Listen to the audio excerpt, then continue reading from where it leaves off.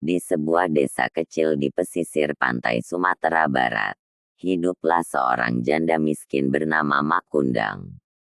Ia tinggal bersama putranya, Malin Kundang. Sejak kecil, Malin adalah anak yang cerdas, tetapi kemiskinan keluarganya membuatnya sering merasa iri pada anak-anak lain yang lebih beruntung. Setelah beranjak dewasa, Malin memutuskan untuk merantau ke kota demi mengubah nasib. Ia berpamitan dengan ibunya, berjanji akan kembali membawa kekayaan yang melimpah. Makundang dengan berat hati melepas putra semata wayangnya, berharap dua-duanya akan mengiringi langkah Malin. Malin berlayar dan bekerja keras di negeri seberang.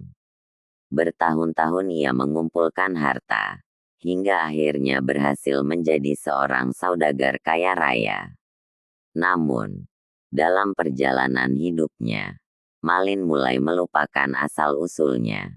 Ia merasa malu dengan latar belakangnya yang miskin, dan enggan mengingat kembali masa kecilnya. Suatu hari, Malin memutuskan untuk pulang ke kampung halamannya dengan membawa istri cantiknya yang berasal dari kalangan bangsawan. Kapal besar dan mewah miliknya tiba di pelabuhan desa. Para penduduk desa pun bergegas menyambut kedatangan Malin yang kini telah berubah menjadi pria kaya dan terhormat. Makundang, yang mendengar kabar tersebut, segera berlari menuju pelabuhan dengan perasaan campur aduk antara bahagia dan haru. Namun, ketika ia bertemu Malin dan memanggilnya dengan penuh kasih, Malin justru merasa malu. Malin tak mengakui Makundang sebagai ibunya, bahkan menghardik dan mengusirnya dengan kasar.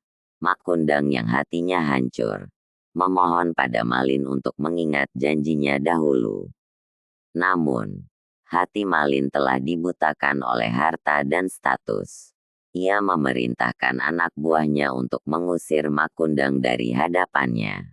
Dengan air mata yang berlinang, Makundang hanya bisa memandang kapal yang perlahan meninggalkan pelabuhan, membawa putranya yang kini asing baginya.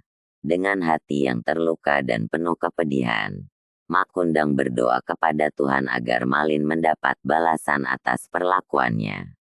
Ya Tuhan, jika benar dia adalah anakku Malin, aku mohon kutuklah dia menjadi batu. Langit tiba-tiba menjadi gelap, petir menyambar-nyambar, dan badai besar melanda lautan.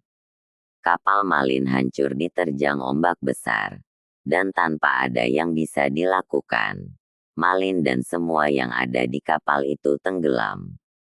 Pagi harinya, setelah badai reda, di pantai yang sunyi, tampak sebuah batu besar yang menyerupai sosok manusia, seolah-olah sedang bersujud di hadapan lautan.